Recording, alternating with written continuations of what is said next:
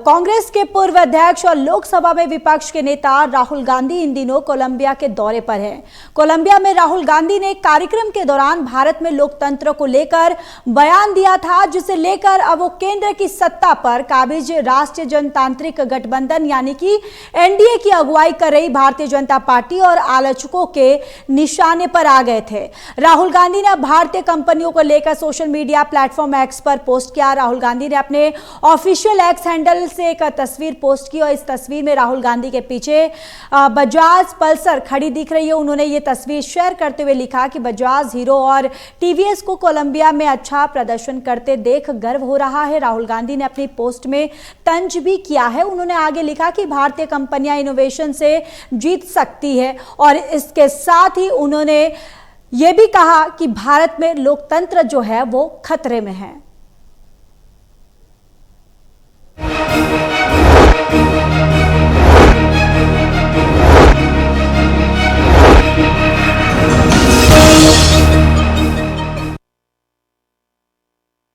लोकसभा में विपक्ष के नेता राहुल गांधी एक बार फिर विदेश दौरे के दौरान केंद्र सरकार और संवैधानिक संस्थाओं पर दिए बयान पे आपको बताते चले कि बयान से वो बीजेपी के निशाने पर आ गए हैं। देखिए रिपोर्ट।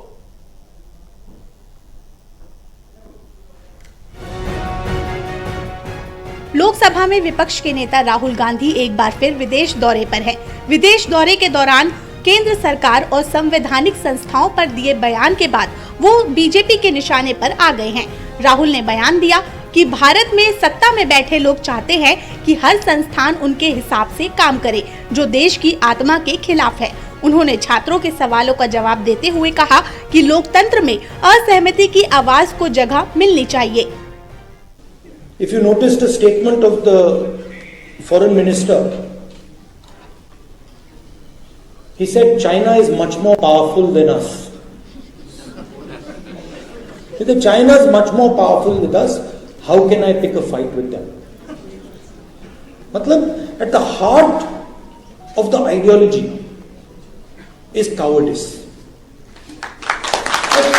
अगर वो मुझसे कमजोर है, अगर वो मुझसे कमजोर है तो मैं अपने 5-10 मित्रों के साथ उसको पीट दूंगा। बीजेपी ने राहुल गांधी के बयान को देश विरोधी और देश की छवि को खराब करने वाला बताया है। राहुल गांधी के इस बयान के बाद बीजेपी की ओर से उन पर लगातार हमले किए जा रहे हैं। सुधांशु त्रिवेदी ने कहा कि कांग्रेस इस समय राष्ट्र विरोधी तत्वों के हाथ का खिलौना बन गई है।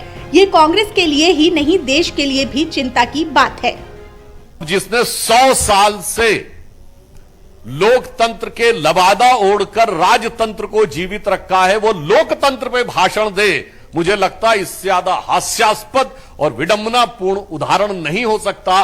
और वो भी इस देश में लोकतंत्र के सबसे बड़े प्रतीक प्रधानमंत्री श्री नरेंद्र मोदी जी, जो भारत के लोकतांत्रिक परिपक्वता और जो विस्तार के सबसे बड़े प्रतीक हैं कि रेलवे प्लेटफॉर्म पे चाय बेचने वाला व्यक्ति लगातार तीसरी बार भारत का प्रधानमंत्री जनता के द्वारा चुनकर बना, उसको वो सरमन दे जो कि अंग्रेजों से दोस्ती करके अंग्रेजों के द्वारा स्थापित होकर और किसी की कृपा से प्रधानमंत्री का पद पाकर पिछले 100 सालों से अपना राजतंत्र येन केन प्रकारेण संरक्षित किए।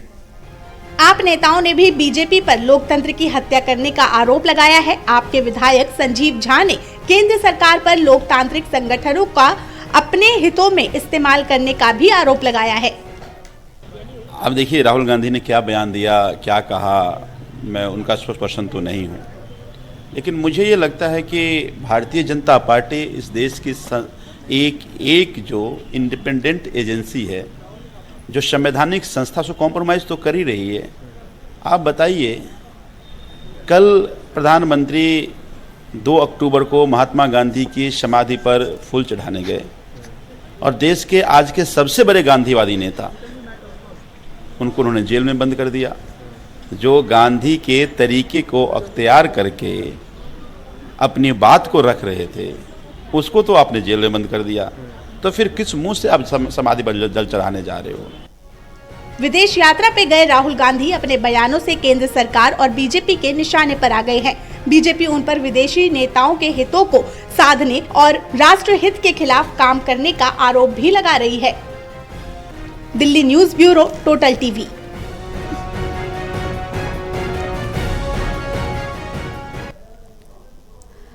अब जिस तरीके से राहुल गांधी ने जो बयान दिया, अब इसको लेकर पूरी तरह से सियासत जो है वो गरमाई हुई है। लगातार बीजेपी जो है अब वो पूरी तरह से कांग्रेस पर हमलावर है। राहुल गांधी ने देश की असंवैधानिक जो संवैधानिक संस्थाओं पर जिस तरीके से उन्होंने सवाल उठाए। राहुल गांधी ने कहा कि भारत में लोकतंत्र पर लगातार हमले हो रहे हैं। सत्ता में बैठे लोग संस्थाओं को अपने हिसाब से चला रहे, यानी साफ तौर पर जिस तरीके से लगातार राहुल गांधी की तरफ से बीजेपी को घेरते हुए उन तमाम संस्थाओं पर वो आरोप लगाते हुए नजर आते हैं अक्सर, और अब फिर से वो अपने बयानों को लेकर विवादों में फंस चुके हैं। जिस तरीके से अब बीजेपी जो है वो पूरी तरह से हमलावर है और अब उनके इस बयान पर बीजेपी की तरफ से भी पलटवार हुआ है, जहां कांग्रेस में राजशाही जिंदा रखने का आरोप लगाया है और इसके साथ ही सुधांशु त्रिवेदी ने भी कांग्रेस पर गंभीर आरोप लगाए हैं। और चलिए इसी पर चर्चा करने के लिए हमारे खास मेहमान भी हमारे साथ जुड़ चुके हैं। तारुफ करवा देती हूँ, अस्मा तस्लीम हमारे साथ प्रवक्ता कांग्रेस से जुड़ चुकी हैं, यासिर जिलानी प्रवक्ता बीजेपी, वैभव श्रीवास्तव प्रवक्ता आम आदमी पार्टी से हमारे साथ जुड़ चुके हैं। आप तीनों का बहुत बहुत स्वागत है टोटल टीवी पर। सबसे पहले जिलानी जी आपके पास आते हुए, आप राहुल गांधी को उनकी जिस तरीके से बयान, वो अक्सर जब भी विदेश यात्रा पर जाते हैं वो इस तरीके के जो बयान देते हैं, इसको किस तरीके से आप देख रहे हैं? देखिए, मुझे लगता है कि राहुल गांधी आदतन इस तरह की हरकतें लगातार पिछले 5-6 साल से कर रहे हैं, लेकिन अब उन्हें नहीं करनी चाहिए।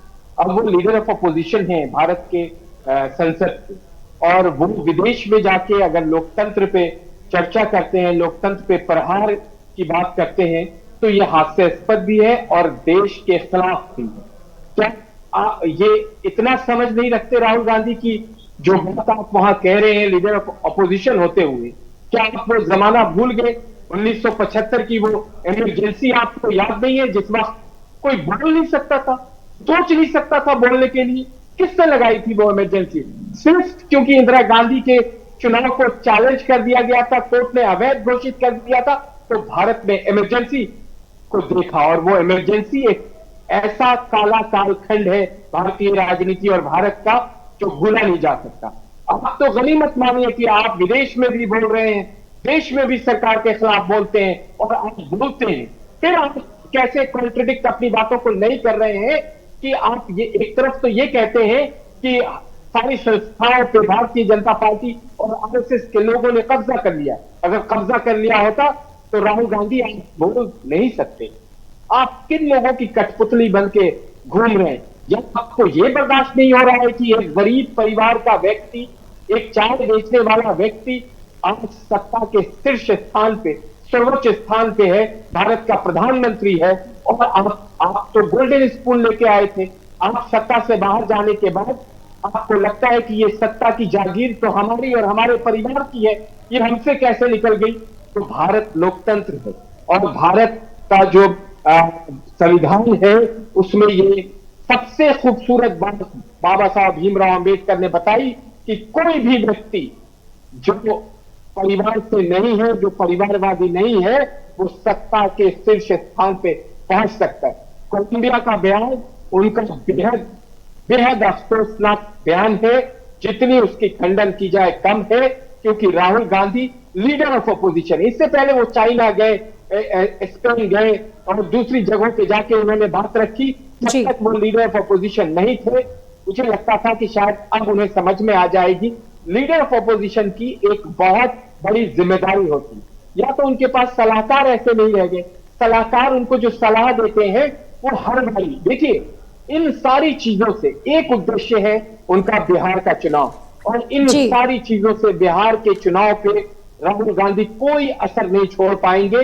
बिहार में लोग बहुत समझदार हैं, बिल्कुल हम अपनी बिल्कुल रहे हैं राजनीतिक तौर पे। आप इतना मत गिरिए कि आपको लोग भारत के बिल्कुल नकाब। ठीक है, अस्मा जी आपके पास आते हुए, देखिए जब भी हमने देखा है कि विदेश अपने यात्रा पे राहुल गांधी जाते हैं तो ऐसे बयान जो हैं उनके कई बार सामने आ चुके हैं, लेकिन अक्सर ये कहा जाता है कि अगर आपको आपकी सरकार से किसी भी तरह की दिक्कत है, यानी घर की लड़ाई घर में ही लड़ा जाए तो ज्यादा बेहतर है, उसे बाहर उजागर ना किया जाए। Good evening, hello to all my co-panelist. First of all मैं एक डिस्टिंक्शन बताना चाहूंगी। Modi is not India, India is not Modi.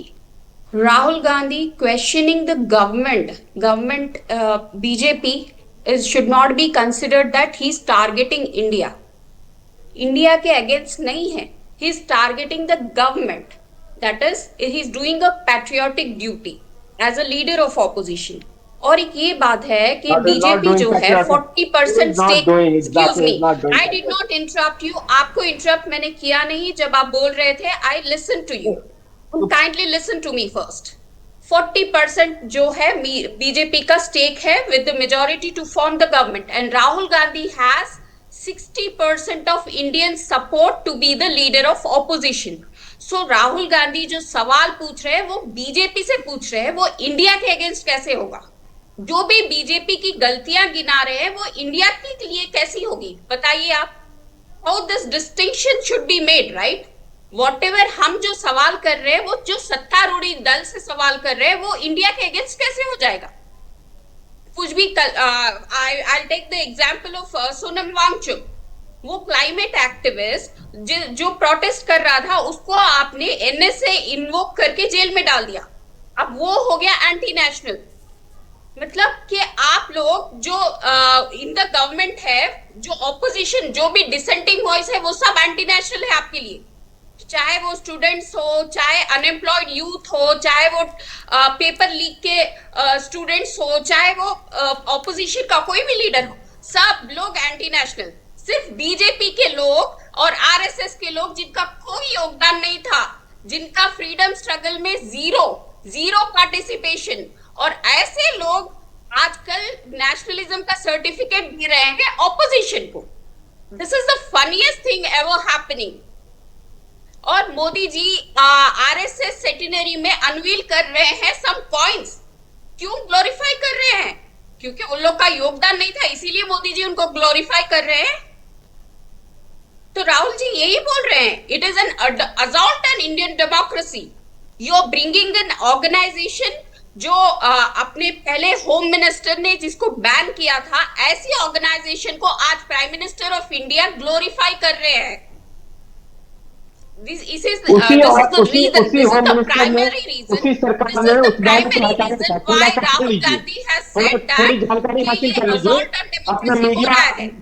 जानकारी हासिल कर लीजिए, फिर प्रोसेस पे बात करिएगा।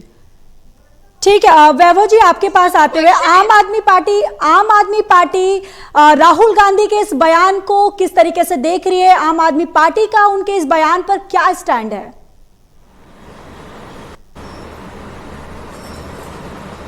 ज्योति जी, सबसे पहले तो आपको नमस्कार, बाकी सभी फेलो पैनलिस्ट को नमस्कार, और जो भी दर्शकगण प्रोग्राम देख रहे हैं उनको मेरा नमस्कार। ज्योति जी, ये एक स्टैंडर्ड ऑपरेटिंग प्रोसीजर बन गया है देश में कि जी है जब कौर होती है, जब उनको संकटों का बादल छाता है, राहुल गांधी जी नाम का एक अमृत उनको मिल जाता है। जी देखिए, कांग्रेस और राहुल गांधी जी ने बार बार इस तरह की जो जिसे कहते हैं फुल टॉस बॉल बार बार भारतीय जनता पार्टी को देती आई है। पहले भी हमने देखा कि किस तरह से राहुल गांधी जी ने और कांग्रेस के कई नेताओं ने ऑपरेशन सिंदूर में और कई हमारे इस तरह के प्रोग्राम्स में कितने जेट मारे गए, इनके प्रूफ मांगे। अभी इनके इतने बड़े नेता सैम पिट्रोदा जी ने क्या बोला, पाकिस्तान मुझे घर जैसा लगता है। तो कांग्रेस की नियति रही है कि भारतीय जनता पार्टी को एक शील्ड प्रोवाइड की जाए इस तरह के बेतुके बयान देकर। इस तरह से कोलंबिया यूनिवर्सिटी, एआई यूनिवर्सिटी में कोलंबिया में जिस तरह से राहुल गांधी जी का बयान दिया गया, अब उस परिपेश को समझते। इस देश का हर एक वर्ग जानता है कि भारतीय जनता पार्टी इस एक अनडिक्लेयर्ड इमरजेंसी चला रही है। कोई भी ऐसा वर्ग नहीं है, कोई भी ऐसा इलाका नहीं है जहां इनकी तानाशाही नहीं चल रही है। कभी सोनम वांगचुक जी पे एनएसए एक्ट, जिस आदमी को पद्मश्री मिलना चाहिए इस देश में, मतलब शर्म आनी चाहिए भारतीय जनता पार्टी के लोगों को कि उस पर एनएसए लगा देते हैं। महराज मलिक जी जो जम्मू कश्मीर से विधायक बनते हैं उन पे पीएस लगा देते हैं। ऑपोजिशन के एक एक नेताओं को, चाहे शिबू सोरेन जी हो गए, अरविंद केजरीवाल जी हो गए, मनीष सिसोदिया जी, एक एक करके जेल में डालते हैं। जुडिशरी को कमजोर करने की कोशिश करते हैं। इलेक्शन कमीशन ऑफ इंडिया में जो सुप्रीम कोर्ट का ऑर्डर आया था उसको पलट के इलेक्शन कमिश्नर की अपॉइंटमेंट अपने हाथ में लेते हैं ताकि भारतीय जनता पार्टी के लोग वोट चोरी करके चुनाव जीत सके। ये तो बिल्कुल सत्य बात है कि इस तरह की एक undeclared democracy Bharatiya Janata party पिछले 11 साल में लेकर आ गई है। लेकिन हमारा देश, हमारे देश की जो लोकतांत्रिक जड़ें हैं, हमारा सिस्टम हमें पर्याप्त साधन मौजूद करवाता है कि हम अपनी लड़ाई अपने देश में और अपने परिवार में लड़ें। भारतीय जनता पार्टी इतनी बड़ी पार्टी नहीं है कि वो भारत के लोकतांत्रिक मूल्यों को हिला सके। ऐसी कई पार्टियां आई, कई पार्टियां गई। बाबा साहब गांधी जी, भगत सिंह, पटेल का देश है ये तानाशाही से नहीं चल और बीजेपी के, ये लोकतंत्र से चलेगा। तो अगर बीजेपी तानाशाही करती है, आम आदमी पार्टी सबसे बड़ी भुक्तभोगी पार्टी है और हम लोगों ने इनका इतना पुरजोर तरीके से सामना किया है। आपने देखे किस तरह से तानाशाही करते हैं। दिल्ली के खिलाफ कानून, सुप्रीम कोर्ट ने कानून पास किया, उसको पलटने का कानून संसद में ले आए। इलेक्शन कमिश्नर का अपॉइंटमेंट का कानून पास किया न्यूट्रल रहने का, उसको पलटने के लिए। तो हमारे पास व्यवस्थाएं हैं, जुडिशरी है, हमारी आदरणीय न्यायपालिका है, कई सारे ऐसे सिस्टम है जो डेमोक्रेसी को मजबूत करने में आपका योगदान देते हैं। लेकिन बीजेपी के खिलाफ जो ये सब चीजें हैं, ये हम अपने देश में लड़े, अपने संविधान को मजबूत करें। बाहर जाके ढिढोरा पीटने से कुछ नहीं होगा। और बार बार राहुल गांधी जी और कांग्रेस की ये चाल रहती है कि जब जब बीजेपी खतरे में पड़ती है, ऑक्सीजन प्रोवाइड करने कांग्रेस के लोग उतर जाते हैं, और यही काम राहुल गांधी जी कर रहे हैं। ठीक है, यासिर जी आपके पास आते हुए, देखिए अस्मा जी को आपने सुना, उन्होंने कहा कि भारत की यहाँ पर बुराई वो नहीं कर रहे, भारत में जो गवर्नमेंट है, जो वहाँ पे सरकार है, उसकी वो खामियां बता रहे। तो ये तो वो सच्ची देशभक्ति कर रहे हैं। भारत के बाहर जाके लीडर ऑफ अपोजिशन भारत के संस्थाओं पे सवाल उठाता है, वो कौन सी देशभक्ति है? वो कौन सी देशभक्ति है? अगर इनकी यही समझ है तो समझ रखे भारत की जनता उन्हें सबक सिखाएगी। और तानाशाही रवैया, एक साहब कह रहे थे, तानाशाही रवैया हमारा रहेगा भ्रष्टाचारियों के खिलाफ। जो भ्रष्ट लोग हैं, जिन्होंने भ्रष्टाचार की सारी हदें पार कर दी भारतीय राजनीति में, उनके खिलाफ तानाशाही रवैया रहेगा। हमारी सरकार जीरो टॉलरेंस है भ्रष्टाचारियों पे। और भ्रष्टाचारी कौन है? डिक्लेयर भ्रष्टाचारी अरविंद केजरीवाल, डिक्लेयर भ्रष्टाचारी मनीष सिसोदिया, डिक्लेयर भ्रष्टाचारी सत्येंद्र जैन। ये लोग भ्रष्टाचार के वो है, वो कारण है। ज्योति जी इस तरह की बेवकूफी आऊंगी मैं, प्रवक्ता करेंगे तो इनको पूरा जवाब मिलेगा। ज्योति जी, भ्रष्टाचार इतना ज्योति जी किया, बताइए। जो वैभव जी पहले उनको कंप्लीट कर लेने दीजिए, मैं आऊंगी जवाब। जो आदमी दिल्ली को पेरिस बनाने आया था, उसने दिल्ली को क्या कर दिया? जेल में भरी हुई दिल्ली छोड़ के ये लोग गए और जनता ने इनको भगाया अपनी वोट की ताकत से। आप चिल्लाते रहे, जनता भारतीय जनता पार्टी के साथ है, क्योंकि भारतीय जनता पार्टी का जो मूल मंत्र है वो विकास है, वो डेवलपमेंट है और ट्रांसपेरेंसी है। तो अपना कर्तव्य मान के प्रधानमंत्री जमीन पे क्रियान्वित करते हैं, जो भी कार्य अपने हाथ में लेते हैं। और ये पिछले 11 साल का रिकॉर्ड है। एक भ्रष्टाचार का इल्जाम केंद्र की सरकार के किसी नेता पे नहीं लगा सकते। आप बातें तो कर सकते, हिम्मत नहीं है कि जाके कोर्ट में कोई बात कर दे, किसी के खिलाफ FIR विपक्ष दर्ज करा दे, क्योंकि उन्हें मालूम है कि भ्रष्टाचार पे इस सरकार ने जीरो टॉलरेंस किया है। और आप भारत विरोधी बात करके भारत के अंदर आके भारत की जनता को आप इंप्रेस नहीं कर सकते। जैसे जेंजी को लेके इन्होंने कितनी बड़ी बड़ी बात कही थी राहुल गांधी ने, एकदम एक तरीके से जो इनका जब एक्ट पे मैसेज आया तो उस वक्त ऐसा लग रहा था कि जेंजी इनके साथ है। लेकिन जेंजी ने ही, इस नौजवान पीढ़ी ने उनको हैदराबाद यूनिवर्सिटी में ABVP के पैनल को जिता के इनको तमाचा मारा। डूसू में ABVP को जिता के इनको तमाचा मारा। ये नौजवान जो है वो भी सरकार के साथ है। आप बातें करें, गालियां दें, आपका काम है RSS को और भारतीय जनता पार्टी को सुबह शाम गाली देना, आप झूठ के आधार पे गाली देते ठीक है, हैं। आपके 75 ठीक है, पे इन कोई तमाम पूछ ले, आरोपों का मैं emergency जवाब पे अस्मा जी से आप ले खामोश हो लेती हूँ, जाते हैं। ठीक है। 84 के दंगे पे आपसे कोई पूछ ले, आप खामोश हो जी। जाते हैं। तो पिंजरा किसको कहा गया था? सीबीआई को तो पिंजरे का तोता क्यों कहा गया था? उस पर कोई सवाल पूछ ले, नहीं बात करते। साल पित्रोदा की बात हमारे को पैनलिस्ट आम आदमी पार्टी के प्रवक्ता ने बताइए, एक व्यक्ति जो राहुल गांधी का अपने आप को गुरु कहता है, वो कहता है कि मुझे पाकिस्तान बेहतर लगता है, मुझे ठीक है, बांग्लादेश अस्मा जी जवाब बेहतर दीजिए। लगता है, मुझे जी, नेपाल बिल्कुल। बेहतर लगता है, ठीक है, मैं- लेकिन भारत उसे बेहतर नहीं लगता। जी। किस तरीके से देखें, क्या ये देश विरोधी बयान नहीं है? ये क्या देश को तोड़ने की बात नहीं कर रहे ये लोग? ये ठीक है। नई व्यवस्था लाने की कोशिश करते हैं, ये क्या कंपैरिजन करते हैं? ठीक है, अस्मा जी जरा संक्षेप में, क्योंकि समय का अभाव है हमारे पास। लोकतंत्र की जड़ जी। इतनी मजबूत है कि कोई राहुल गांधी से ठीक, खिला नहीं ज्योति सकता। जी। ठीक है, ज्योति जी, इनकी जो ऑडासिटी है ना, ये बहुत लॉफेबल है। फर्स्ट ऑफ ऑल, जो भी करप्ट लोग हैं ना, जो भी करप्ट लीडर्स है ना, ये लोग क्या करते हैं, बीजेपी वाले अपने वॉशिंग मशीन में डालकर इनको धोकर और अपनी ही गवर्नमेंट में शामिल करते हैं। इनका सबसे बड़ा उदाहरण है अजित पवार। अजित पवार पे ये लोग ने बड़े आरोप लगाए कि वो करप्ट है, उन्होंने 70,000 करोड़ का कुछ करप्शन किया है, all that. After all allegations, ये लोग खुद उनके साथ मिलके आज गवर्नमेंट बना चुके हैं महाराष्ट्र में, और आज वो डेप्यूटी सीएम है। सो बीजेपी क्या करती है, या लीजिए फॉर एग्जाम्पल हिमंता बिस्वा शर्मा भी करप्शन में शामिल थे, बट बीजेपी आज उनको सीएम ऑफ असम बना चुकी है। जी। सो ये लोग का काम क्या है, सारे करप्ट लीडर्स को ले लो और उनको गवर्नमेंट में डाल दो। इस तरीके से ब्लैक को व्हाइट कर दो, करप्शन को नॉन करप्ट करने के लिए उनको गवर्नमेंट में शामिल कर लो, दैट्स ऑल। नलीफाई हो गए सब charges. This is how BJP functions. इन लोग के पास, आई एम टेलिंग यू ना, कोई जवाब नहीं होगा। जब हम सवाल पूछने पे आएंगे तो इनके पास कोई आंसर नहीं होगा। अगर से मैं लिस्ट तरीके को समझने की कोशिश करिए। भारतीय जनता पार्टी तो कार्डर बेस्ड पार्टी है। ठीक है, वैभव जी। बिल्कुल एक कार्यकर्ता जो जमीन पे है ना, मंडल का, समिति का और राष्ट्रीय स्तर का इक्वालिटी है। वहाँ की तरह नहीं है कि राहुल गांधी से कोई मिल ही नहीं सकता। राहुल गांधी किसी को टाइम नहीं देते। राहुल गांधी कितने सारे करप्ट लीडर्स, ये लोग क्या करते हैं, अपने लोगों को जब अपने ही साथ छोड़ देते। हमने G26 भी देखा। ठीक है, वैभव जी आपके पास आते हुए आखिरी, गुट बना लिया। ठीक है, वैभव जी आपके पास आते हुए आखिरी कमेंट। लोगों ने कांग्रेस का साथ छोड़ा है।